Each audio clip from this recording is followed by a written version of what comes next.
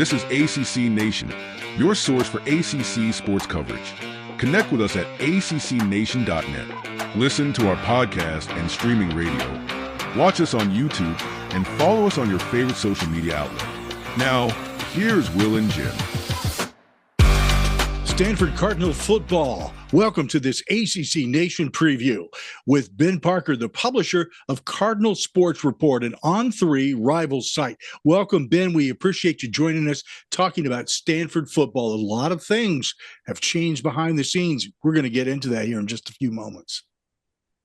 Yeah, very happy to be here. I was on the show last year, I believe it was, and just happy to be back to discuss more Stanford Cardinal. How that's amazing how that works. we planned that one out very well.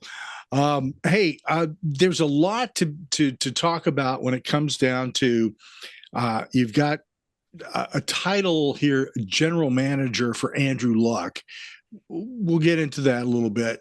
We'll get into Frank Reich, who's an interim coach. We'll get into that. But first, let's start out looking at the schedule and seeing what you think. Thumbs up, thumbs down, or somewhere in the middle about how you think at this moment the Cardinal are going to do in their games. And we're going to start with this opener in Hawaii on Saturday, August 23rd. And by the way, this game will be on CBS, 4:30 Pacific time. That's 7:30 Eastern. So thumbs up, thumbs down, Stanford over Hawaii. For the first one, thumbs up. They won this game a couple of years ago, Troy Taylor era. They've won at Hawaii before. Obviously different coach now, but they won. Opening game of the Troy Taylor era was at Hawaii. They won that one. So I think same thing happens year one of the Andrew Luck, Frank Reich era. They win at Hawaii.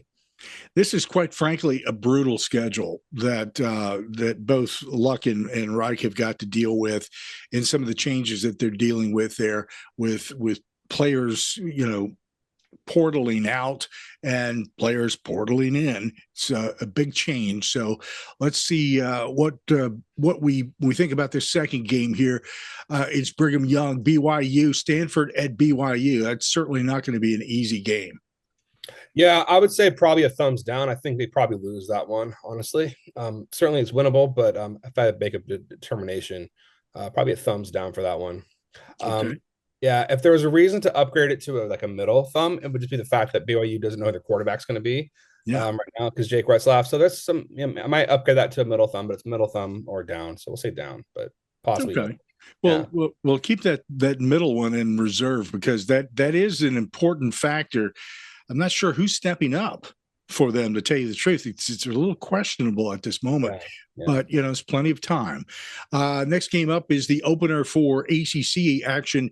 It's Stanford taking on Boston College. Yeah, I'll give them a thumbs up for this one. Opening game at home of the Andrew Luck era. I think they'll be fired up for that one.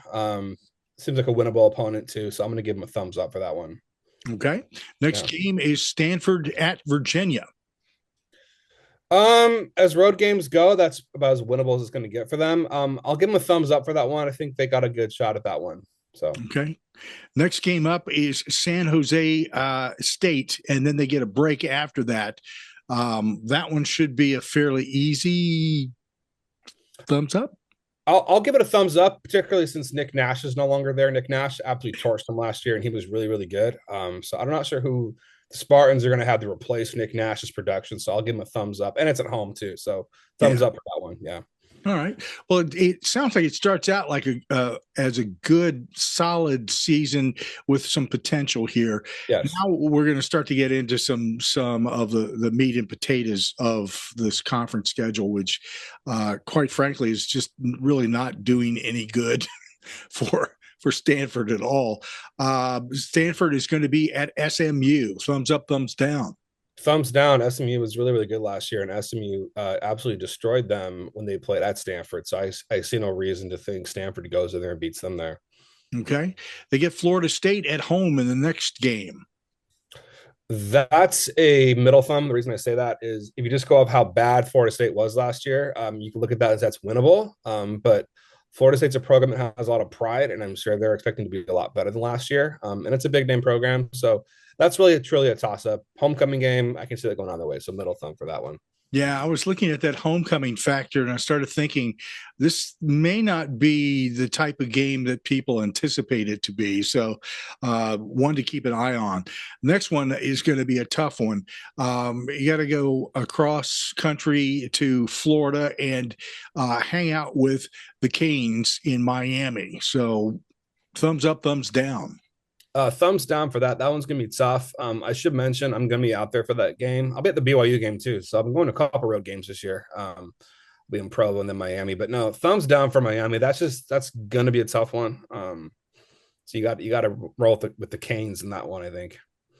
Now, again, kind of a benefit here. I mean, and people look at the travel schedule as plus and minus, and how it may affect teams. And quite frankly, that is a factor that we ought to keep in consideration here. So teams that you may consider coming in that might have a little bit of an advantage at times when they're traveling across country to visit Stanford, it may be affecting them just as much as it would affect Stanford going across country to meet the opponent. So this next game is Pitt comes in to Stanford. Thumbs up, thumbs down. Yeah, it's a tough one. I'm gonna say a thumbs down for that one. I would expect Pitt to win that game. But given the fact it's a home game, obviously Stanford's going to have a certain advantage there. But I think I see Pittsburgh pulling that one out. All the guys that cover the NFL at CBS when it first broke that Frank Reich was going to be the coach at Stanford, this became a big game all of a sudden. It's Stanford at North Carolina. Reich taking on Bill Belichick. So this is going to be a fun game to watch in many respects. Thumbs up, thumbs down. Gotta say a thumbs down for that one. That's gonna be a tough road game. I think Bill Belichick should have those guys ready to go. He should do a decent job there. Give me interesting to see how he does with the college, situation versus NFL. But that's gonna be a tough road game. They got a pretty good environment down there, from what I hear. So I would expect North Carolina to pull that one out. Okay, it's the wine and cheese crowd down there, so you got to keep an eye on them. Mm-hmm. Stanford is hosting Cal next, and this is always a fun competition, just because it's a carryover from the pack. But this should be a very interesting game this year. Yeah, thumbs up for this one. I think Stanford's going to bring back the axe to Palo Alto. All right. Yeah, I think they will. They're at home. Secondly, Cal's head coach Justin Wilcox, is kind of on the hot seat going into this year, and the running back unit is completely gone. Jaden Knott's gone. Javian Thomas is gone. All those guys are gone. So, and the quarterback Fernando Mendoza is gone. It's a very different looking Cal team. So, just given that fact, combined with the fact that it's at home, and Stanford hasn't won the big game in a few years, I think Stanford's going to be fired up for this. I mean, both teams will be fired up, but I like Stanford's chances in this one. It should be a fun game to watch for sure. Stanford is going to finish out the season taking on Notre Dame. Notre Dame is coming to visit. This is going to be a tough game, mainly because Notre Dame always is a tough competitor. Yeah. But the thing is, this year, a lot of these preseason rankings and previews of Notre Dame are looking at this team as being at least a top 3. So what do you think? Thumbs down, just on paper, given the tradition of Notre Dame and also the way they've been playing. I will say this, Stanford seems to every year have a game or two that at least one game where they kind of surprise people. So I'm going to say a thumbs down just because on paper Notre Dame ought to win this one, and as you mentioned, given the ranking and the fact that last time they were at Stanford they won handily. But that said, it's final game of the season, and last year Stanford had a surprise win over Louisville that no one saw coming. And last year, the David Shaw era, they had a surprise win. I think it was last year, the Shaw era. Yeah, they had a surprise win at Notre Dame that year that no one saw coming. So I all this is to say, like, on paper, you got to go with Notre Dame, obviously, but Stanford has a way to kind of they seem to have one kind of shock win every year. So perhaps this will be that win.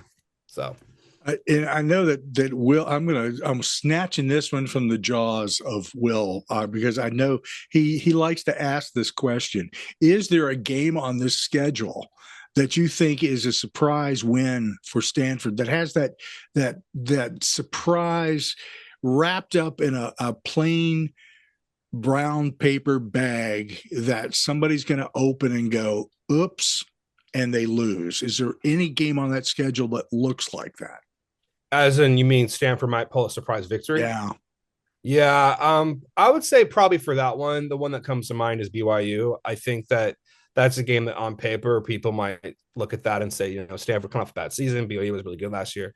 But just kind of given the circumstances around BYU's quarterback situation and also Stanford being kind of rejuvenated with Andrew Luck and a new head coach and all that, I think that's the one game that I could see being kind of a surprise win for them. Okay. BYU. Yeah. Interesting. We'll look forward to all of these games and see how the Cardinal progress under this new regime. Because, and again, there's a lot to talk about, and we'll get to that in a little bit.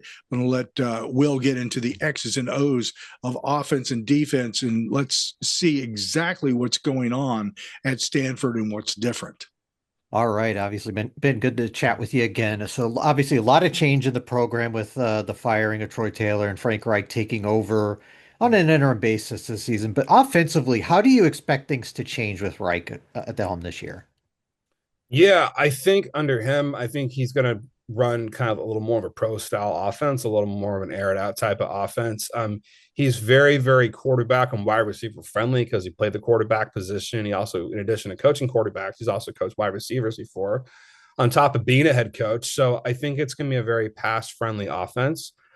Pretty aired out. And they also brought in some additional quarterbacks to provide some competition. So, I think we're going to see a good kind of aired out offense. But I will say this, though, having asked him that question, he does like to balance it out and just kind of see what the defense gives him. So, I think we're going to see a bit more of a pro style approach. Yeah, that's really the best I can say. But I think more of an aired out, kind of throw the ball around. He loves to throw the ball, but also get the running backs going as well. You mentioned the quarterbacks. You have obviously a couple you brought in from in the portal, but you also have Elijah Brown, who from everything I see, is kind of the lean at the moment. But how's the quarterback situation playing out so far? Yeah, the consensus front runner to start is definitely Elijah Brown. I think everyone kind of assumes that he's going to be the starter, but they brought in a couple of guys. They brought in Ben Gulbranson from Oregon State as a graduate transfer.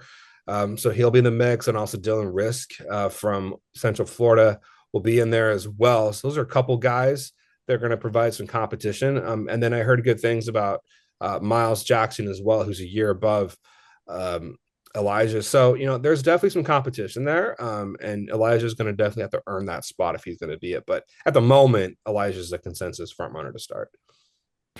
Kind of curious about this running back room because you brought in a transfer from Eastern Washington who people like a lot. Plus, you've got a couple sophomores that played a lot last year. What can you tell us about this running back room? It's pretty deep. That's what I would say. Tuna Alta here looked really good in spring practice. He's very big, physical runner, knows how to run through contact. And then, on top of it, you mentioned the running other guys. They got some, really talented guys that are rising sophomores, and Micah Ford and Cole Tabb and Chris Davis Jr. And then also, rising junior Cedric Irvin Jr. So there's a bunch of guys in that room. It's a very deep, balanced room. And I think they're going to try to give those guys all touches and opportunities. And so that certainly is one of the deepest rooms on the entire team, and they're gonna need all of them. And it's good for them because a couple of years back, if you're not sure, they were moving in the Pac-12. They had to resort to having a safety play running back in Mitch Lieber. So it really got thin there. So they're very happy to have depth at that position finally. Obviously, Alec Alimenar's in the NFL now, so you have to replace him. But I've heard a lot of great things about CJ Williams, a transfer in, and this is a position where Stanford loaded up in the portal. What can you tell us about this receiver position? Yeah, it's a deep room as well. You got CJ Williams in there. You've also got a good receiver coming in from Yale and David Bantelis, Colorado incoming receiver Jordan Onuvwe, and some other guys as well. If you include the tight ends in there, you got Sam Roush. You can catch passes really well as a good receiving tight end. Also Benji Blackburn and Aiden Black. It's a very, very deep wide receiver room. They lost Tiger Blockmeyer to the portal to BYU along with his brother Bear, so that was a bit of a loss for them. But there's still tons of depth at that wide receiver position. And CJ Williams, as you mentioned, is sort of the projected number one receiver, but there's a ton of options, guys I didn't even mention. I'm just trying to think who was in there, but it's a very deep, balanced room, and they're gonna have a lot of different guys that they can go to. Be honest with you, offensive lines haven't been very good the last couple of years. I think anybody who covers the team would say that. Is there any hope for improvement this year? Yeah, I think one of the guys that's getting some love in the preseason polls is a guard Simeon Pale. I think I pronounce his name Simeon Pale. He's going to he's going to have to really take some major strides in his game. But some people are thinking he's going to be really good this year.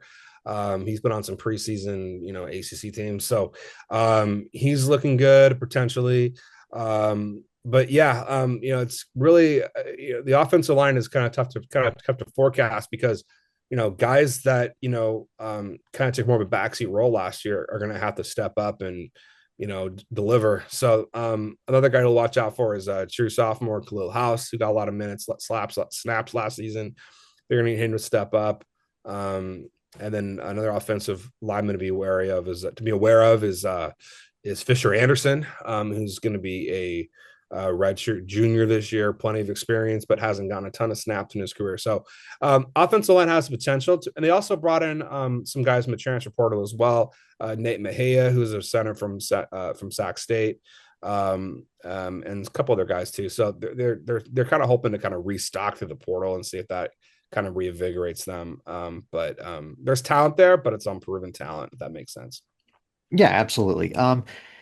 Defensively, and I'm just going to kind of stay on that kind of unfortunately that negative trajectory there because this past defense, I'm going to start in the secondary. It was just honestly, it wasn't very good. They were towards the bottom in a lot of different statistical categories. Again, any hope for improvement this year? Yeah, senior cornerback Colin Wright is really talented. I know that he's hoping to be an NFL prospect after this year. So he's he's legitimately a talented cornerback and has a chance to be one of the better corners in the conference, I think. And the safety room is pretty decent. You got Mitch Lieber back there still. You got Scotty Edwards. You also got Jay Green, who's really good from Washington, who was actually injured for most of the season. So there's definitely a hope for the secondary to be improved. The key is they got to stay healthy. Losing Jay Green really, really hurt them last year. So if he's healthy, from what I'm hearing, he should be a go come fall camp or shortly thereafter. So if they can kind of stay healthy that position spot, the secondary has a chance to be solid. It feels to me like the strength of this defense is at linebacker. I've heard a lot of good things of Tevaro Tafiti, and the couple of the portal additions they've had. What can you tell us about this linebacking core? It's a good group. They got, you mentioned Tafiti. They did lose David Bailey to the portal to Texas Tech. That hurt. But there's depth there. RJ Cooper is a really good edge rusher on the outside linebacker position. So is Tafiti. They lost a couple key inside linebackers in Tristan Sinclair and Gaithan Bernadelle, but there's guys ready to step up. Chiefly a linebacker coming in from Idaho. Zach Johnson's supposed to be really solid. Josiah Galvin. So there's a lot of depth at that position. It's kind of a next man up mentality due to some of the guys that they lost, but there's a lot of depth there. And I think they're hoping to have that be a real key unit for them this year. Up front, it seems like these are guys that they've played some snaps, but they haven't played, significant snaps. So even though they're red shirts, they've been around, but it doesn't feel like they've been, key contributors throughout their career at this point. What can you tell us about the D line? Yeah, the defensive line, you got some interesting pieces there. You got Anthony Franklin there. You've got, I'm trying to think what you got in there. Clay Patterson from Yale, he's back. Yeah, I'm kind of blanking on some of the names, but there's veteran guys there. But it's a situation where, just quite frankly, they haven't been that good last couple of years. And so it's gonna have to be guys stepping up, having to improve. One guy to what's his name? As a freshman coming in, there's who's early enrollee and blanking on his name. Embarrassing to forget his name, but there is some talent coming in there that they're hoping that will reinvigorate them. And I know that defensive line coach Ross Kalaji is really working hard with them. So there's definite hope that they can turn the corner with some of the freshmen they're bringing in. Man, there's a slew of people coming in and out the door. So, remembering everybody's name, it's a little impossible at times. So, like a carousel, basically. Yeah, exactly. Oh man. Hey, let me I alluded to this when we first started talking.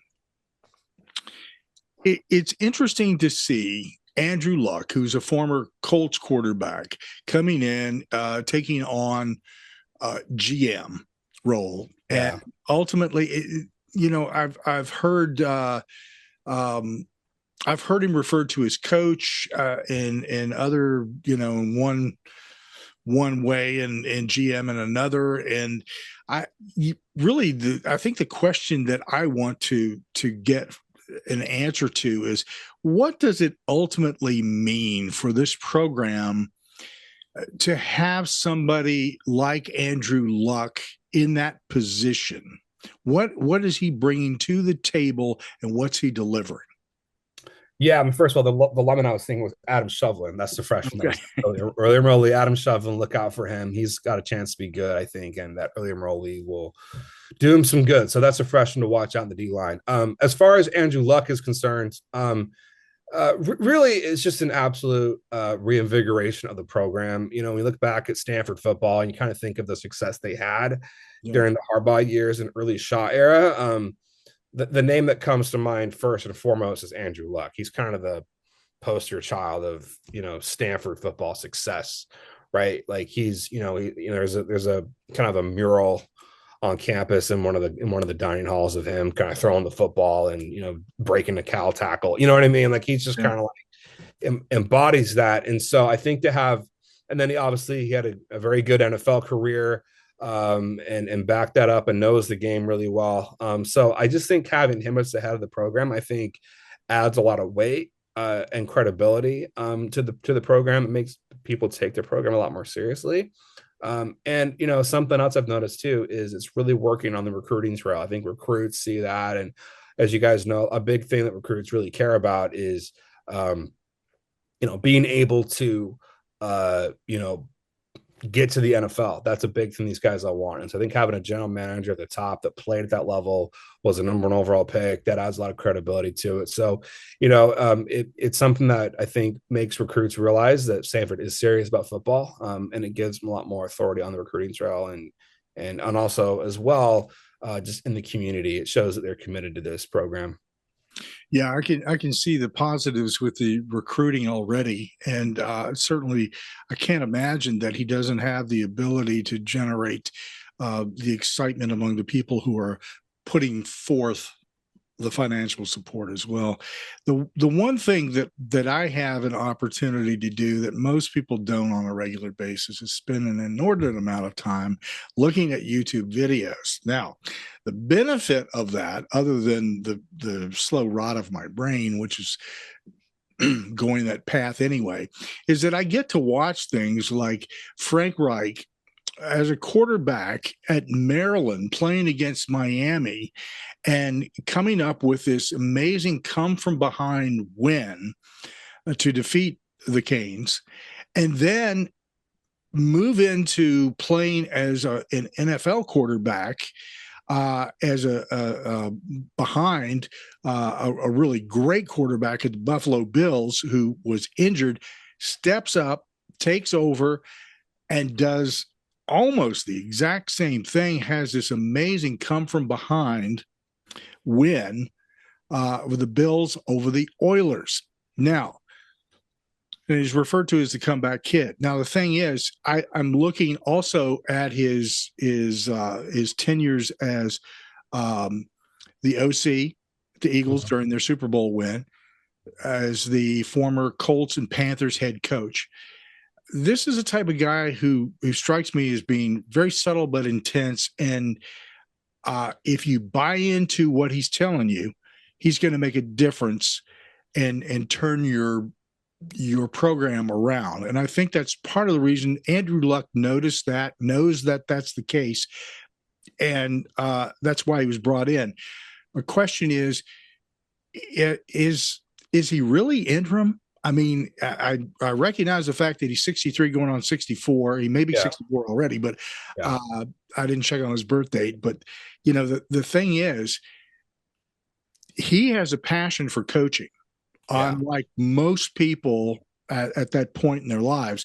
And he's pretty intense, and he can make a difference. And I think he's already making difference with Stanford, the things that I'm seeing on video, at least. I'm not there, so I don't know.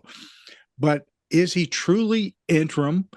And if he makes a big enough dent here, is Frank Reich the guy to ultimately bring in here and for at least a couple years coach this team up and build it for whoever comes after? Great question.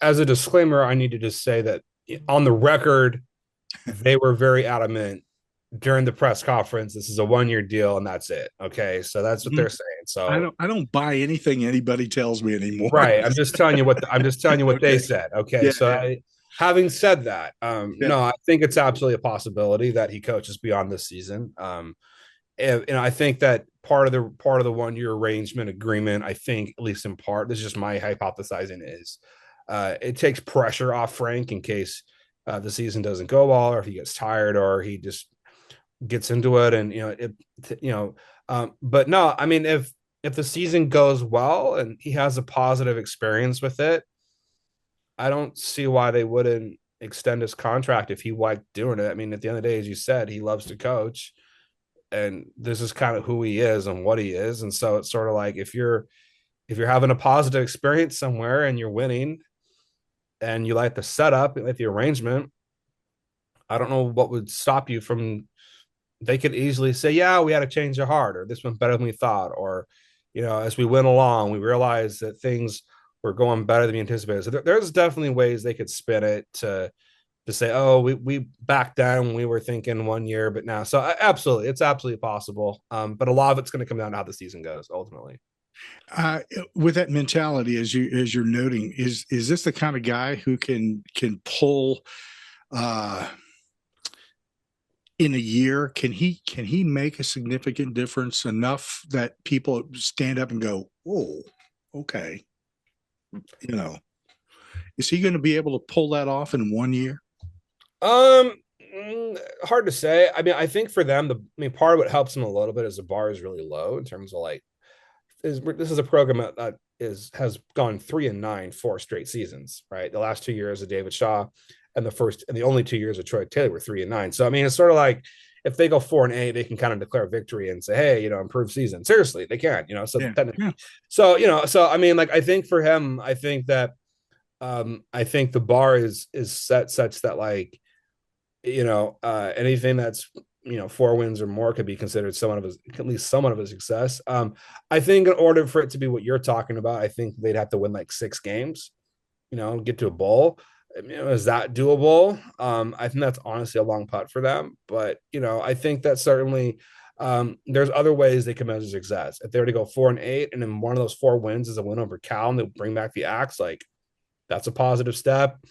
They go 5-7, they're 1 game away from bowl. So I think as far as the expectations that they're setting, I think he can make a positive impact and certainly exceed the 3-9 threshold that the previous 2 coaches had. Well, I'm looking forward to what he can do. I will encourage anybody who has an opportunity. If you're sitting down, go on YouTube, type in Frank Reich, and just watch some of the videos that have to do with his career in Maryland, his career as a coach, as a player, NFL player. I think you'll be pretty inspired by the guy. He brings a lot of confidence, and without being boisterous about it too, which is pretty unusual, to be quite honest. And again, I'm really looking forward to seeing he and Belichick go at it. That's going to be an absolutely classic game. Will, Just one final question for me, and you kind of brushed the subject a little bit ago. How is recruiting going given the kind of uncertainty at the head coach spot this season? It's gone pretty well. They've been landing some very talented players as of late. They just got a 4-star safety recently. That was a big deal for them. Yeah, no. Their recruiting is definitely uptick. They're recruiting as well, if not better than they were before. And a major reason for that is Andrew Luck. A lot of guys are buying into him. I also think they've improved their NIL collective. That helps a lot too. So those two things, I think, combination of like improved NIL collective along with Luck being the face of the program, I think is giving recruits definitely certainly hope that this is a place where you can actually win. Nice feeling. Hey, Stanford Cardinal football with Will Ogenin and Jim Quist here, ACC Nation Preview, and our special guest, Ben Parker, who is the publisher of Cardinal Sports Report. An On3 rival site, if you're looking for news about what's going on with football, basketball, and a lot more, our friend Ben is going to be providing it for you. Make sure that you check out the site. Ben, thank you for joining us and talking about some football and giving us a perspective on what to expect this season. It's going to be a fun season to watch, mainly if you're a Stanford fan, you're ready for something to happen. Yeah. And I think that you should, at the very least, looking at Andrew Luck and Frank Reich, and you should say, the school has made a commitment to making something happen. Now, be patient. It will come with time. So thank you for joining us, Ben. Appreciate it. Thanks, Ben. Yeah, of course. Anytime. ACC Nation, your source for ACC sports coverage with Will and Jim. Be sure to like, subscribe, and follow us on our podcast, streaming radio, and YouTube. Connect with us on Blue Sky, Reddit, Instagram, Threads, Mastodon, Facebook, X, and LinkedIn.